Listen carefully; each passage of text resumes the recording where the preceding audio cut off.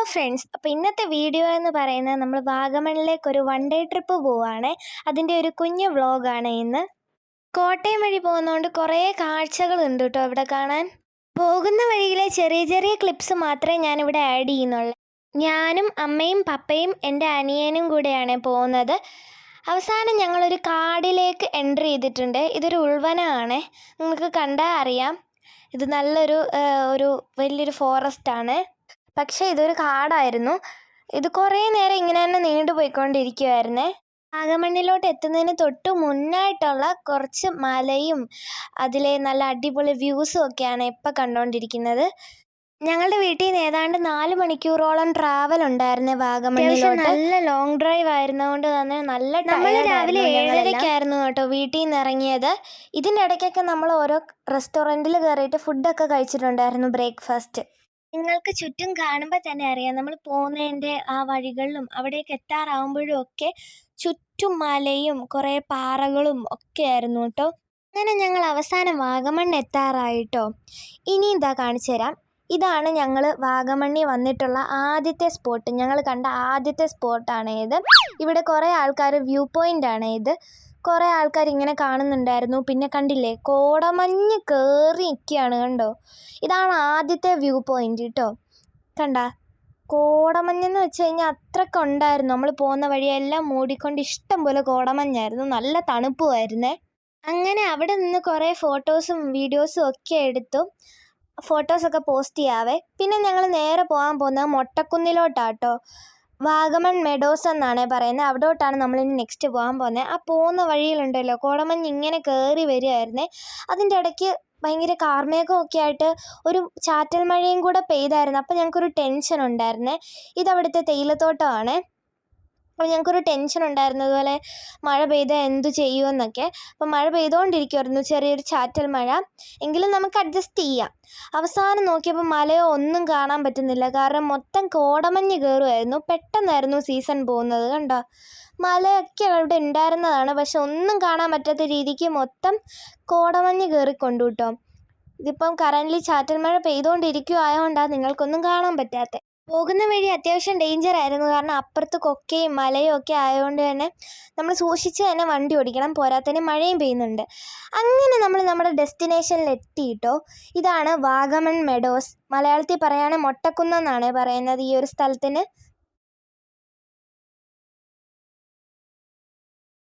മൊട്ടക്കുന്നെന്ന് പേര് കേൾക്കുമ്പോഴേ അറിയാം, ചുറ്റും കുറേ ചെറിയ കുന്നുകളായിരുന്നു ഉണ്ടായിരുന്നത്. ചെറിയ ചെറിയ ഹിൽസ് ആയിരുന്നു. അവിടെയൊക്കെ ആൾക്കാർ നിന്ന് ഫോട്ടോ എടുക്കുന്നുണ്ട്. പല ഹിൽസിലായിട്ട് പല ആൾക്കാരും നിൽപ്പുണ്ടായിരുന്നേ.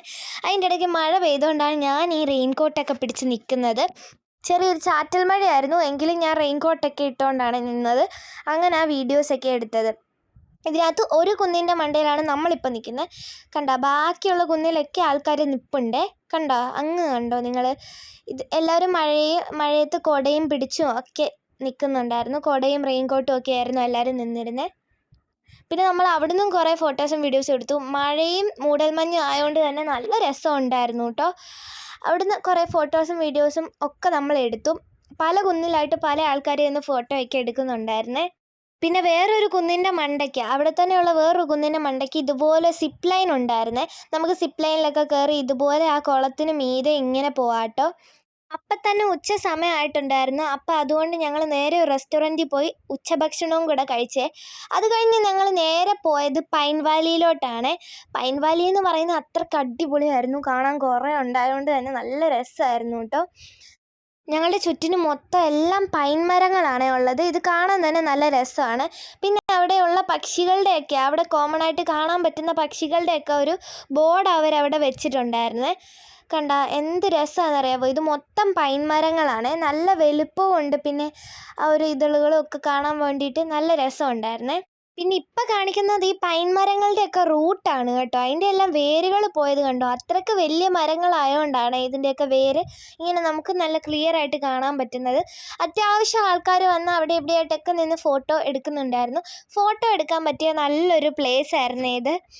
ഇത് എരുമേലി റേഞ്ച് ഫോറസ്റ്റിനോടടുത്തായതുകൊണ്ട് തന്നെ ഇത് കണ്ട, ഇതുപോലെ കുറേ പോസ്റ്റുകളും ബോർഡുകളും ഒക്കെ വെച്ചിട്ടുണ്ടായിരുന്നു. അവിടെ ഉണ്ടായിരുന്ന മൃഗങ്ങളുടെയും പക്ഷികളുടെയൊക്കെ പേരടങ്ങിയിട്ടുള്ള ഡീറ്റെയിൽസ് അടങ്ങിയിട്ടുള്ള കുറേ ബോർഡൊക്കെ അവിടെ വെച്ചിട്ടുണ്ടായിരുന്നു. പിന്നെ ഫോട്ടോ എടുക്കാൻ നല്ല ബെസ്റ്റ് പ്ലേസ് ആണ് കേട്ടോ പൈൻ വാലി. പിന്നെ നേച്ചർ ഫ്രണ്ട്ലി ആയതുകൊണ്ട് തന്നെ അവിടെ ഇരിക്കാൻ ഇതുപോലെ തടിക്കഷ്ണങ്ങളൊക്കെ ഇങ്ങനെ വെച്ചിട്ടുണ്ടായിരുന്നു. അതിൽ ഒരു തടിക്കഷ്ണത്തിൽ ഞങ്ങൾ പോയി ഇരുന്നു.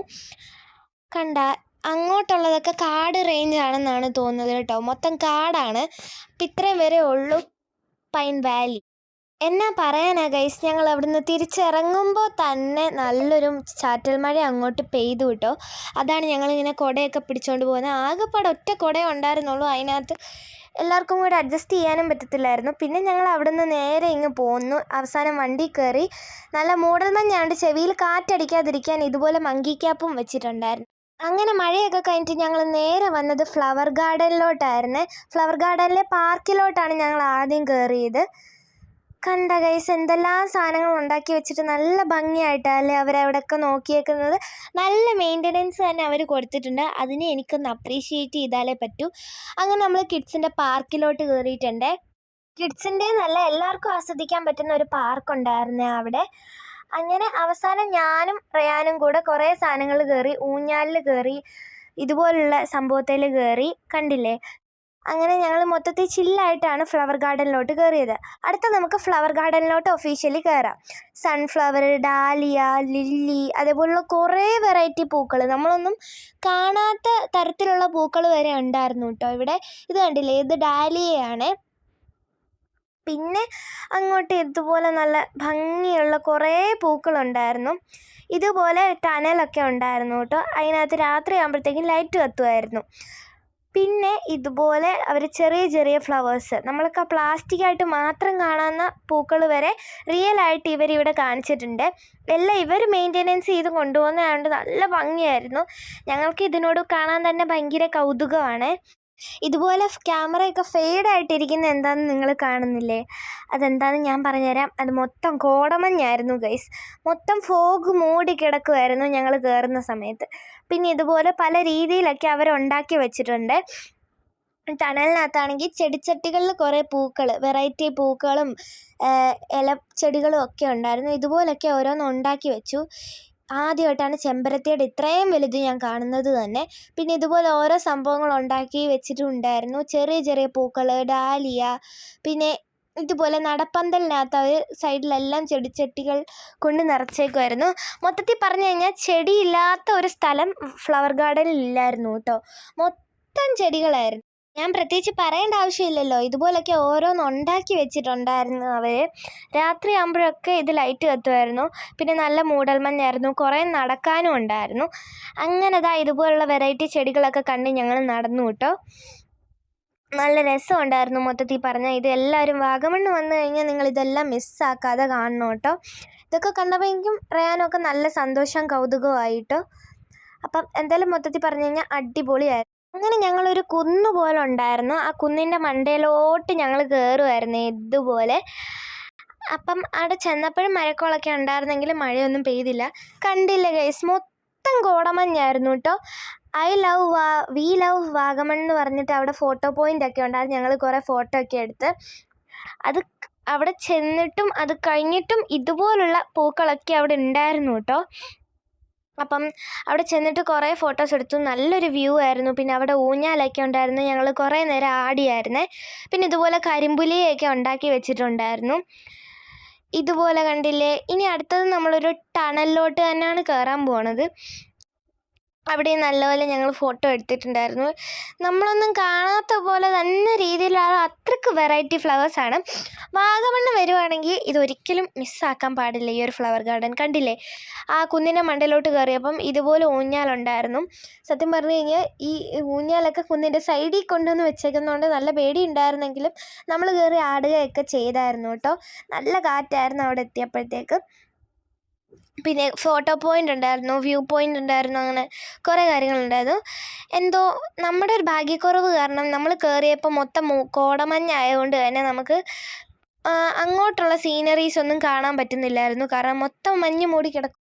പിന്നെ ചെറുതായിട്ട് കോടമഞ്ഞ് ഇറങ്ങിയ സമയത്ത് ഇതുപോലുള്ളൊരു വ്യൂ കിട്ടിയിട്ടുണ്ടായിരുന്നേ. അവിടെ ബോട്ടിംഗ് ഉണ്ടായിരുന്നു, സിപ്പ് ലൈൻ ഉണ്ടായിരുന്നു. കണ്ടില്ലേ, ചെറുതായിട്ടൊന്ന് ഇറങ്ങിയപ്പോഴത്തേക്കും ഞങ്ങളൊരു ഫോട്ടോയ്ക്ക് ഇതുപോലെ എടുത്തു. പിന്നെ റയാനെ കണ്ടില്ലേ? റയാൻ നല്ല അടിപൊളിയായിട്ട് നിൽക്കുമായിരുന്നു, നല്ല വൈബായിരുന്നു കേട്ടോ പുള്ളിക്കാരൻ. പിന്നെ ഇതുപോലുള്ളൊരു ഫോട്ടോ പോയിന്റ് ഉണ്ടായിരുന്നു, അവിടെയൊക്കെ കയറി നമ്മൾ ഫോട്ടോ എടുത്തിട്ടുണ്ട്. എല്ലാം ഉടനെ തന്നെ പോസ്റ്റ് ചെയ്യുന്നതായിരിക്കും കേട്ടോ. കണ്ട ഇതുപോലെ കുറേ ഫോട്ടോ പോയിന്റ്, വ്യൂ പോയിന്റ്, മൊത്തത്തിൽ പറഞ്ഞു കഴിഞ്ഞാൽ നമ്മളൊരു UK സ്വിറ്റ്സർലാൻഡിലോ എത്തിയ ഒരു ഫീലായിരുന്നു കേട്ടോ. This place truly feel like a heaven കേട്ടോ. This place truly feel like a heaven. സത്യം പറയുകയാണല്ലോ, ഇതൊരു സ്വർഗം പോലെയാണ്. ഇത് വന്ന് കാണേണ്ടതാണ്. വീഡിയോയിൽ കാണുമ്പോൾ നിങ്ങൾക്കൊന്നും തോന്നുന്നില്ല എങ്കിലും നല്ല തണുപ്പും ഉണ്ടായിരുന്നു, അതിനോടൊപ്പം തന്നെ നല്ല വ്യൂസും ഉണ്ടായിരുന്നു. പിന്നെ അവിടുത്തെ തന്നെ ഫാമിലെ പശുക്കളെയൊക്കെ ഇതുപോലെ മലയുടെ കുന്നിൻ്റെ മണ്ടയിലൊക്കെ ഇതുപോലെ മേയാൻ വേണ്ടി കൊണ്ടുപോയിട്ടുണ്ടായിരുന്നേ. അതും കാണാൻ നല്ല രസമായിരുന്നു. പിന്നെ നല്ല കോടമഞ്ഞുണ്ടായിരുന്നു കേട്ടോ. പിന്നെ അത് 2026 എന്ന് എഴുതിയിട്ടുള്ളായിരുന്ന ഒരു ഫോട്ടോ പോയിൻ്റാണ് അത്. പിന്നെ ഞങ്ങൾ നടന്ന് വേറൊരു ടണലിലേക്ക് കയറി ഗൈസ്. അവിടെ നിങ്ങളൊന്ന് കാണണം കേട്ടോ, ഞാനിപ്പോൾ കാണിച്ചു തരാവേ. അവിടെ ഈ കാണുന്ന പൂവില്ലേ, ഈ കാണുന്ന പൂവ്, ഇത് ക്രോഷ്യ ചെയ്ത പോലത്തെ പൂവായിരുന്നു. ക്രോഷ്യ അല്ല, പൈപ്പ് ക്ലീനേഴ്സ് വെച്ചുണ്ടാക്കിയ പോലത്തെ പൂവായിരുന്നു അത്. സത്യം പറഞ്ഞാൽ അത് റിയൽ പൂവാണെങ്കിൽ അത് കാണാൻ അങ്ങനെ ഉണ്ടായിരുന്നേ. എല്ലാ പൂക്കളുടെ ഷെയ്ഡിങ്ങും കാര്യങ്ങളൊക്കെ അടിപൊളിയായിരുന്നു. പിന്നെ അവസാനം അത്യാവശ്യം നല്ലപോലെ ആൾക്കാരൊക്കെ ഉണ്ടായിരുന്നേ. This is Lily. പിന്നെ ഞങ്ങൾ നേരെ കയറാൻ പോയത് അവിടുത്തെ അഡ്വഞ്ചർ പാർക്കിലോട്ടാണ്. അവിടെ ഇതുപോലെ ഒരു ബ്രിഡ്ജ് ഉണ്ടായിരുന്നു കേട്ടോ. അത് കടന്നിട്ട് വണ്ടി എടുത്തിട്ട് നമുക്ക് അങ്ങോട്ട് പോകണം.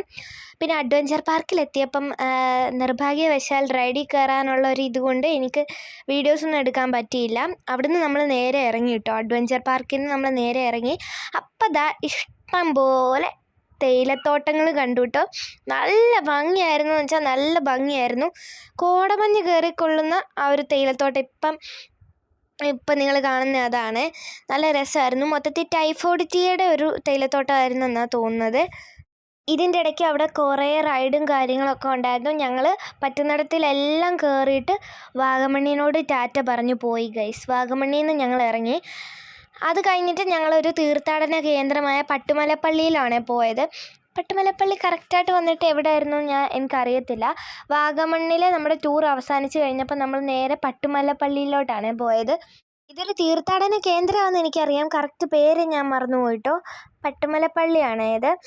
അവിടെ ആ പള്ളിമുറ്റത്ത് തന്നെ ഇതുപോലെ ഫ്രാൻസിസ് അസീസിയുടെ ഒരു ശില്പമൊക്കെ ഉണ്ടായിരുന്നു. പിന്നെ അത് മാത്രമല്ല, അവിടെ ഒരു തേയിലത്തോട്ടവും ഉണ്ടായിരുന്നേ.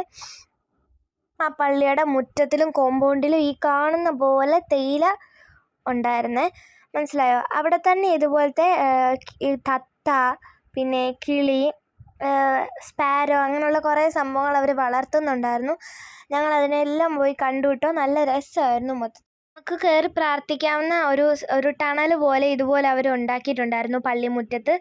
പള്ളി അല്ലാതെ തന്നെ നമുക്ക് കയറി പ്രാർത്ഥിക്കാൻ പറ്റുന്നതായിരുന്നു. ഞങ്ങൾ അതിനകത്തൊക്കെ കയറി. ഈശോയുടെ തിരുവോസ്തിയൊക്കെ ഉണ്ടായിരുന്നു അതിനകത്ത്. ഇതുപോലെ പള്ളിയുടെ ഷേപ്പിൽ അവർ ഉണ്ടാക്കിയും വെച്ചിട്ടുണ്ടായിരുന്നു. അതിൻ്റെ മണ്ടയിൽ ഈശോയും നിൽപ്പുണ്ടായിരുന്നേ. അങ്ങനെ കണ്ടില്ലേ, അതിൻ്റെ മുറ്റത്തുള്ള തേയിലത്തോട്ടവും ഒക്കെ ഇതാണ് നമ്മുടെ പട്ടുമലപ്പള്ളി. പള്ളിക്കകത്ത് കയറിയപ്പോൾ ഞാൻ വീഡിയോ ഒന്നും എടുത്തില്ല കേട്ടോ. അത് വേറൊരു ഷോർട്ട് വീഡിയോ ആയിട്ട് അപ്ലോഡ് ചെയ്യാം ഈ പള്ളിയുടെ. അത് കഴിഞ്ഞപ്പോൾ ഇതുപോലെ മരത്തേൽ ജപമാലകളൊക്കെ, അതായത് ഓരോ ആൾക്കാർ വന്ന് നിയോഗം അർപ്പിച്ചിട്ടുള്ള ജപമാലകൾ ഇതുപോലെ തൂക്കിയിട്ടിട്ടുണ്ട്. മാതാവിൻ്റെ പള്ളിയാണ് ഇത്. വേളങ്കണ്ണി മാതാവിൻ്റെ പള്ളി ആയതുകൊണ്ട് തന്നെ അവർ പ്രാർത്ഥിച്ചിട്ടുള്ള നിയോഗങ്ങളൊക്കെ അവിടെ ജപമാലയായിട്ട് അവർ തൂക്കിയിട്ടിട്ടുണ്ടായിരുന്നു മരത്തേൽ. പിന്നെ ഞങ്ങൾ അവിടുത്തെ ഗ്രോട്ടോയിലോട്ട് പോയി. ഗ്രോട്ടോയിലെ അകത്ത് നമുക്ക് ഇതുപോലെ സ്റ്റെപ്പുണ്ട്. നമുക്ക് സ്റ്റെപ്പ് കയറി വേളങ്കണ്ണി മാതാവിൻ്റെ രൂപത്തിൻ്റെ അവിടെ പോയി പ്രാർത്ഥിക്കുകയും ഫോട്ടോ എടുക്കുകയൊക്കെ ചെയ്യാം. കണ്ട ഈ ഗ്രോട്ടോയുടെ മുകളിലായിട്ടാണ് ഇങ്ങനൊരു സംഭവം. കണ്ട അവിടെ താഴെ മെഴുകുതിരിയൊക്കെ കത്തിക്കാവുന്ന രീതിയിലുള്ള ഒരിതുണ്ടായിരുന്നു. പിന്നെ വേളാങ്കണ്ണി മാതാവിൻ്റെ ഫോട്ടോയുടെ മുൻപിൽ ഞങ്ങൾ പ്രാർത്ഥിക്കുകയൊക്കെ ചെയ്തു കേട്ടോ.